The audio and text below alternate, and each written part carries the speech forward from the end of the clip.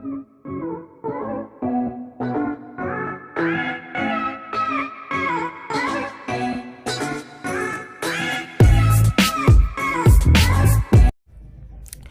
Everyone, welcome back to my YouTube channel. तो आज हम वायरस के ऊपर स्टडी करेंगे। और जैसे एग्ज़ाम वगैरह में पूछता है वायरस के बारे में, अगर आप बायो से पढ़ रहे हो या जूलॉजी बायोलॉजी पढ़ रहे हो या 11th-12th पे हो या कॉलेज में भी हो, तो आप वायरसेस आपके सब्जेक्ट में हैं तो आपके लिए ये हेल्पफुल होगा ये वीडियो। और आज मैं आपको बताने वाला हूँ कि इसमें आपको एग्ज़ाम में कैसे कैसे लिख सकते हो और क्या क्या लिख सकते हो। तो आप देख रहे हो यहाँ पे हम लोग अभी वायरस टॉपिक हमारा जो यहाँ पे लगा दिए हैं सबसे मेन में, देखिए यहाँ, ठीक है, यहाँ वायरस अपना लग चुका है, ठीक है, ये वायरसेस है। और आपको क्या आज हम इस वीडियो में कौन कौन से टॉपिक्स कवर करने वाले हैं उसका मैं यहाँ पे इंस्ट्रक्शन दे दिया हूँ, जैसे साइनोप्सिस के चक्कर में, ठीक है। देखिए साइनोप्सिस यहाँ है और अपन यहाँ पे वायरस के इंट्रोडक्शंस को देखेंगे, उसका परिचय क्या है, वायरस क्या है, ठीक है, इसकी उत्पत्ति कहाँ से हुई और इसको किसने खोजा, वायरस का नाम वायरस क्यों पड़ा, है ना। ये सारी चीज़ें टॉपिक्स इस पे कवर होंगी। और उसके बाद क्या होगा, स्ट्रक्चर, वायरस का स्ट्रक्चर देखेंगे, उसकी बनावटी कैसे है, उसके अंदर और क्या क्या मटेरियल्स हैं, ठीक है, और वो जो कैसे इफेक्ट करता है, क्यों इफेक्ट करता है लोगों को, है ना।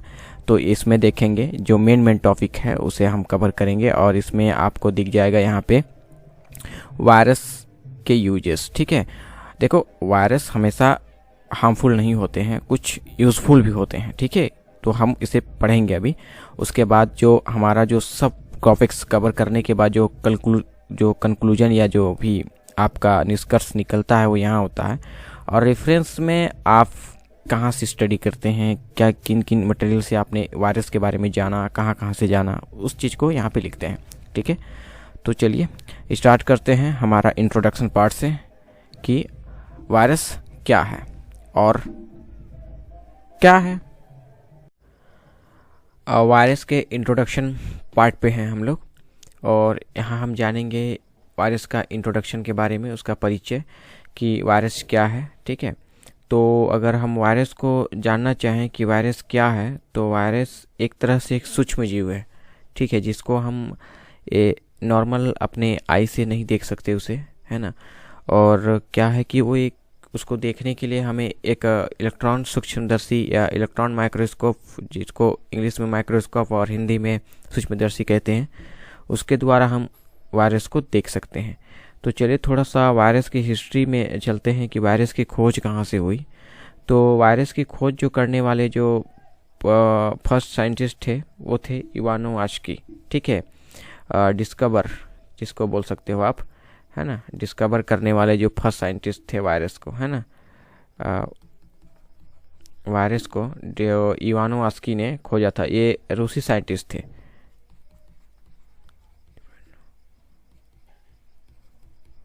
ठीक है। इस साइंटिस्ट ने सबसे पहले वायरस को खोजा। और किस में खोजा इन्होंने, टोबैको, तंबाकू की पत्ती में एक मोजैक नामक रोग था जिसकी रिसर्च चल रही थी और उस टाइम उन्होंने खोजा उसे, ठीक है। और पता चला कि जो उसमें जो मोजैक जो बीमारी हुई है वो वायरसेस की वजह से हुआ है ना, मोजैक वायरस। और एक क्वेश्चंस में आते हैं कभी कभी, जैसे कि टोबैको में, है ना, टोबैको में तो ठीक है, टोबैको में जो मोजैक वायरस होते हैं ना, जो मोजैक रोग जो होते हैं, डिसीज़ जो होती है, वो किसकी वजह से होती है, विषाणु की वजह से होती है, ठीक है। और तो इसमें ये चीज़ बताया गया है इंट्रोडक्शन में। और क्या होता है कि जैसे इन्होंने सबसे पहले इवानोवास्की ने वायरस को खोजा और उन्होंने ही बताया कि इस दुनिया में वायरस भी एक्सिस्ट करते हैं, ठीक है। और उसके बाद लुईस पास्चर हुए, ठीक है, लुईस पास्चर और विजरिंक ने उन्हें एक मतलब जीवित और तरल संक्रामक नाम दिया। संक्रामक से आप समझ जाइए कि इन्फेक्टेड चीज़ें हैं, इन्फेक्शन फैलाने की क्षमता है उसके अंदर, है ना। तो क्या अब समझ गए आप इतना। और क्या है, अब इसको थोड़ा सा स्ट्रक्चर को समझते हैं वायरस का, कि स्ट्रक्चर क्या होता है। इसमें जो विषाणु होते हैं वो क्या होते हैं, माइक्रो ऑर्गेनिज्म होते हैं, ठीक है। वायरस जो होंगे और वायरस क्या होंगे, माइक्रो ऑर्गेनिज्म होंगे। ठीक है, तो यहाँ पे हो जाए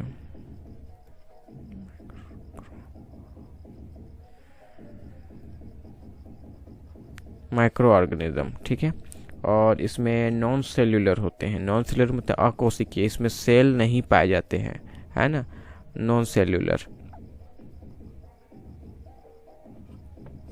नॉन सेल्यूलर होते हैं।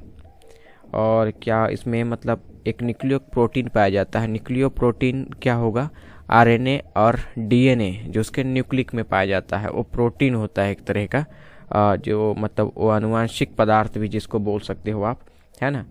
और इसमें मतलब क्या होता है, ये जो विषाणु है वो क्या होता है कि जैसे एक इनएक्टिव फॉर्म में रहता है और एक्टिव फॉर्म में रहता है। तो इनएक्टिव फॉर्म में तब रहता है जब परपोसी या किसी होस्ट सेल के अंदर वो नहीं रहता है। ठीक है, वो एनवायरनमेंट में रहता है और वो इनएक्टिव फॉर्म में रहता है ना, मतलब मरा हुआ समझ लो, वो जिंदा नहीं है, वो मरा हुआ है। और जब वो एक्टिव फॉर्म में आता है तो एक्टिव फॉर्म में आने के लिए सबसे पहले उसको किसी होस्ट सेल की ज़रूरत पड़ेगी, है ना। अब इसको समझने के लिए मैं आपको बताता हूँ। चलिए मान लेते हैं ये एक वायरस है। ठीक है, ये एक वायरस है और ए बी, है ना, ये क्या है, होस्ट सेल है। ठीक है, तो क्या होगा, ये अभी एनवायरनमेंट में है ना, ये अभी एनवायरनमेंट में है तो ये इनएक्टिव होगा। क्या होगा, इनएक्टिव, है ना, और इनएक्टिव होगा। और इसके बाद क्या होगा, बी। ठीक है, ये होस्ट सेल है ना, तो अब क्या होगा कि वायरस किसी माध्यम से इसके अंदर इंटर कर जाएगा, है ना।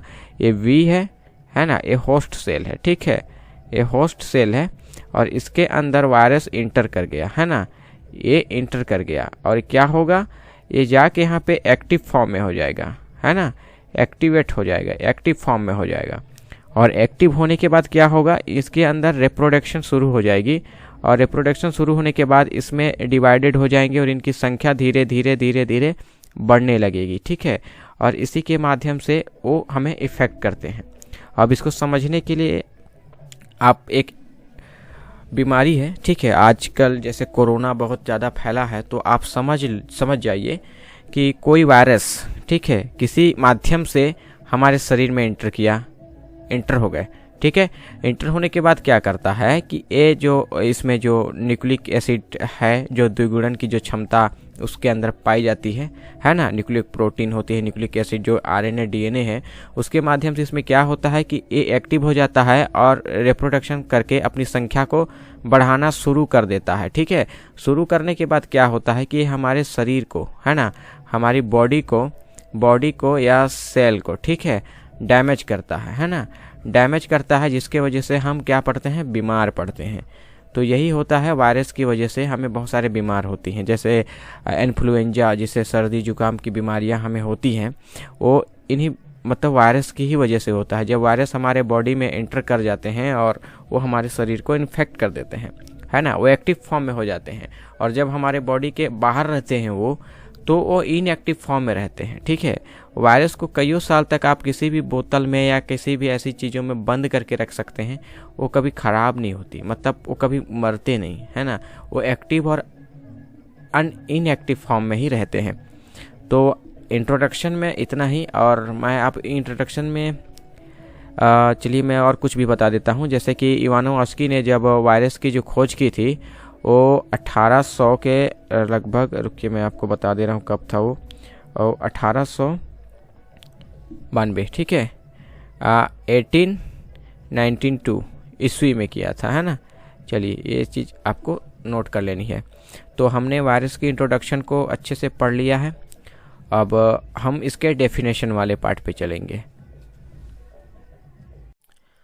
हम वायरस के डेफिनेशन को देख रहे हैं कि वायरस का डेफिनेशन क्या है। ठीक है, a micro organism that is a smaller than the bacterium that can not grow or reproduce apart from a living cell. A virus involves living cell and uses their chemical machinery to keep itself alive and to replicate itself. Viruses might contain their DNA or RNA as their genetic material. तो virus जो है ना, वो अति सूक्ष्म है और उसे हम नॉर्मल आँखों से नहीं देख सकते हैं, और जैसे कि आप समझ रहे हैं यहाँ पे आपको बताया गया है कि virus A micro organism, right. A micro organism मतलब ये अति सूक्ष्म है, इसे हम अपने नॉर्मल आँखों से नहीं देख सकते, ठीक है। ये क्या करता है, that can not grow the reproduce apart from the living cells. मतलब क्या करता है, कोई लिविंग सेल्स जिसमें मतलब जान हो, ठीक है, उसमें जब एक तरह से आप होस्ट सेल भी इसे मान सकते हैं, जब वायरस किसी होस्ट सेल या लिविंग सेल के अंदर एंटर करता है तब वो अपने एक्टिव फॉर्म में आ जाता है, और एक्टिव फॉर्म में आने के बाद अपना लाइफ साइकिल स्टार्ट कर देता है और अपनी संख्या में ग्रो करना शुरू कर देता है, ठीक है।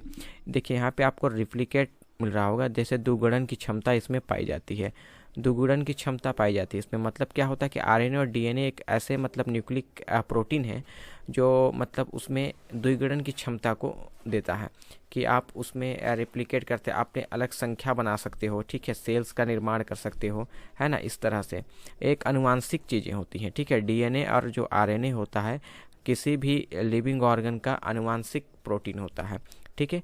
तो आप इस तरह से आप इसके डेफिनेशन को समझ सकते हो।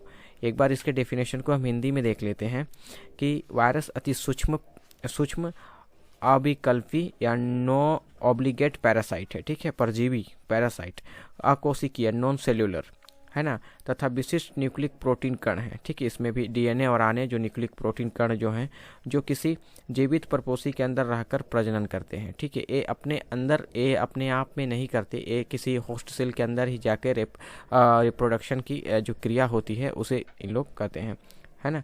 और इसमें बताया गया है कि इसके सजीव और निर्जीव के मध्य की कड़ी है, सजीव और निर्जीव के मध्य की कड़ी। इसको कैसे समझें, इसको समझने के लिए आप देखोगे कि जो निर्जीव चीज़ें हैं उसमें मतलब जान नहीं होती है, और नॉन लिविंग ऑर्गन होते हैं, ठीक है।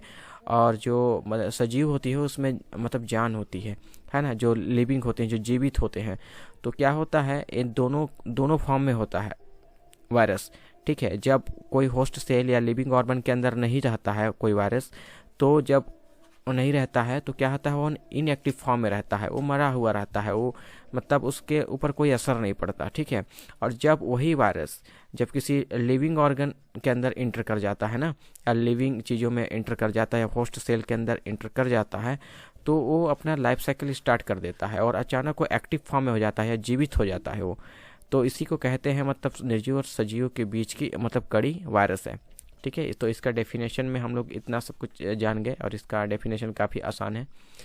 तो आई होप आपको समझ में आ गया होगा कि वायरस की जो डेफिनेशन है वो क्या है। तो अब अगले वीडियो में हम इसके वायरस के स्ट्रक्चर के बारे में जानेंगे। अगर आपको ये वीडियो अच्छा लगा होगा तो आप हमारे इस चैनल को सब्सक्राइब कर दीजिएगा, और ऐसे ही नॉलेजेबल वीडियो पाने के लिए इस वीडियोस को देखें और शेयर भी करें। Thank you.